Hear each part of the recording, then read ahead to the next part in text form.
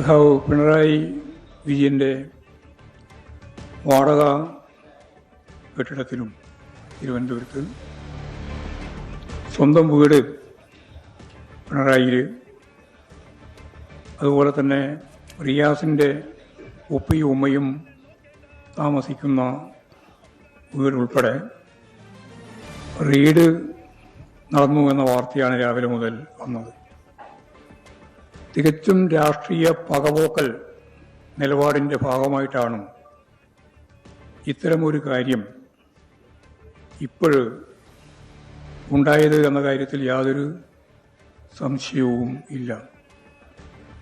പ്രതിപക്ഷ രാഷ്ട്രീയ പ്രസ്ഥാനത്തിൻ്റെ ഭാഗമായിട്ട് നിൽക്കുന്നവരെ കേന്ദ്ര ഏജൻസികളെ ഉപയോഗപ്പെടുത്തി കടുത്ത രീതിയിലുള്ള കടന്നാക്രമണത്തിന് വിധേയപ്പെടുത്തുന്ന രീതിയാണ് ഇന്ത്യയിലുടനീളം കേന്ദ്ര ഗവൺമെൻറ് ഇപ്പോഴ് ഉപയോഗിച്ച് ചെയ്തുകൊണ്ടിരിക്കുന്നത്. സുപ്രീം കോടതി തന്നെ പറഞ്ഞിട്ടുള്ളതുപോലെ യഥാർത്ഥത്തിൽ ഇവർ രാഷ്ട്രീയ പ്രതിയോഗികൾക്കെതിരായി ആക്രമിക്കാൻ വേണ്ടിയുള്ള ഒരു ഉപകരണമായിട്ടാണ് കേന്ദ്ര ഏജൻസികളെ ഉപയോഗിക്കുന്നത് എന്ന് സുപ്രീം കോടതി തന്നെ ചൂണ്ടിക്കാണിച്ചതുപോലെ 1% പോലും ഈ എടുക്കുന്ന കേസുകളിൽ ശിക്ഷിക്കപ്പെടുന്നില്ല എന്നും കൂട്ടിലടച്ച തത്തയെപ്പോലെയാണ് ഇതിനെ ഉപയോഗപ്പെടുത്തുന്നത് എന്നും ഉൾപ്പെടെയുള്ള നിരവധി പരാമർശങ്ങൾ കേന്ദ്ര ഏജൻസികളുമായിട്ട് ബന്ധപ്പെട്ട് ഉണ്ടായിട്ടുള്ളതാണ്. അതിൻ്റെ മറ്റൊരു പതിപ്പാണ് കേരളത്തിൽ ഇപ്പോഴ് അരങ്ങേറിയിട്ടുള്ളത്. കേരളത്തിലെ ഇടതുപക്ഷ ജനാധിപത്യ പ്രസ്ഥാനത്തിൻ്റെ നേതാവും CPIM-ൻ്റെ പോളിറ്റ് ബ്യൂറോ മെമ്പറും കേരളത്തിൻ്റെ പ്രതിപക്ഷ നേതാവുമായ സഖാവ് പിണറായിക്കെതിരായി രാഷ്ട്രീയ ആയുധമാക്കിയതിനെ ഉപയോഗിച്ച് കടന്നാക്രമിക്കാം എന്നുള്ളതാണ് ഇതിൻ്റെ പിന്നിലുള്ള ഏറ്റവും പ്രധാനപ്പെട്ട ഉന്നം എന്നെല്ലാവർക്കും അറിയാം. പിണറായിയെയും പിണറായി പ്രദാനം ചെയ്യുന്ന പ്രസ്ഥാനത്തെയും ഈ രീതിയിലുള്ള അക്രമം കൊണ്ട്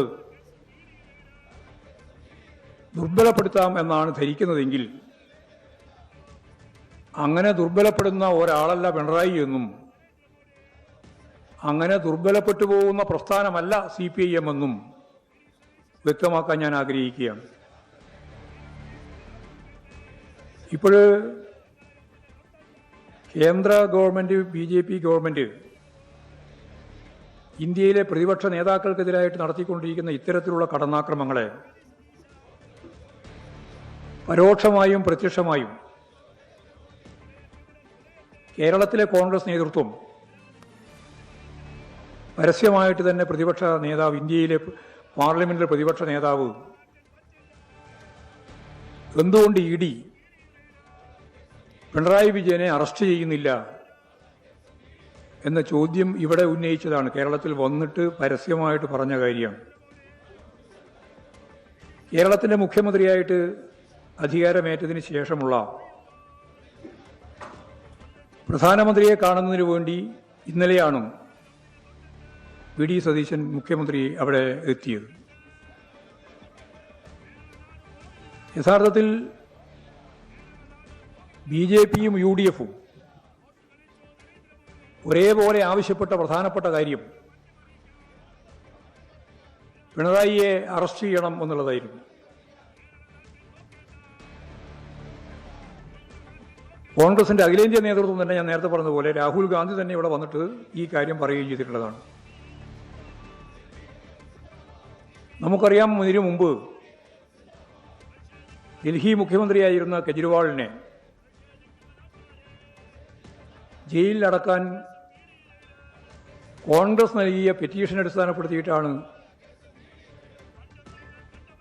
കേന്ദ്ര ഭരണാധികാരികൾ നരേന്ദ്രമോദി നിലപാട് സ്വീകരിച്ച് അദ്ദേഹത്തെ ജയിലിലടച്ചത്. പിന്നീട് ഈ ആരോപണങ്ങളൊന്നും കഴമ്പുള്ളതല്ല എന്ന് പ്രഖ്യാപിച്ച് ഡൽഹി ഹൈക്കോടതി ചവറ്റുകൊട്ടയിൽ എറിയുകയാണ് ചെയ്തിട്ടുള്ളത്. ഭാവന ചമച്ചാൽ അത് കുറ്റപത്രമാവില്ല എന്ന് കോടതി, ഡൽഹി ഹൈക്കോടതി തന്നെ ഇതിൻ്റെ ഭാഗമായിട്ട് പറയുകയുണ്ടായി. ഈ ഭാവന ചമക്കലാണ് കേരളത്തിലും ഇപ്പോഴും നടത്തിക്കൊണ്ടിരിക്കുന്നത് എന്ന കാര്യത്തിൽ യാതൊരു സംശയമില്ല.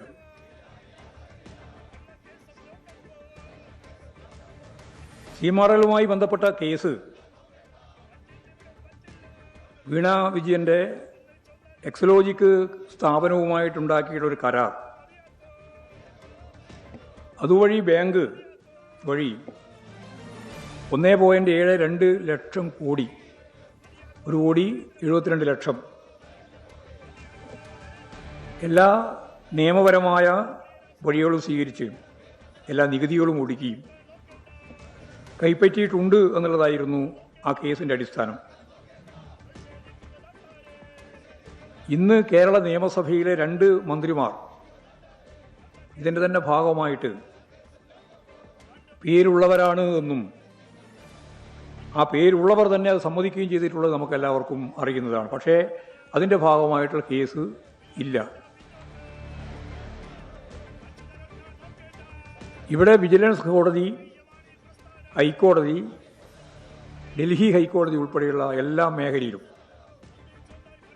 ഈ കേസുമായിട്ട് ബന്ധപ്പെട്ട് കേസുണ്ടാവുകയും തീർപ്പാക്കി അവസാനിപ്പിക്കുകയും ചെയ്തിട്ടുള്ളതാണ് പലതും.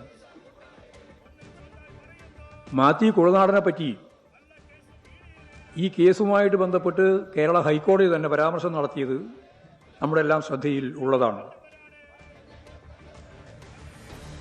2-3 ഏജൻസികളാണ് ഈ കേസുമായിട്ട് ബന്ധപ്പെട്ട കാര്യങ്ങൾ മുമ്പോട്ടേക്ക് കൊണ്ടുവന്നത്. ഒന്ന് ED ആണ്, മറ്റൊന്ന് ഇൻകം ടാക്സ് വിഭാഗമാണ്, SFIO ആണ്, പിന്നെ രജിസ്ട്രാർ ഓഫ് കമ്പനീസ്.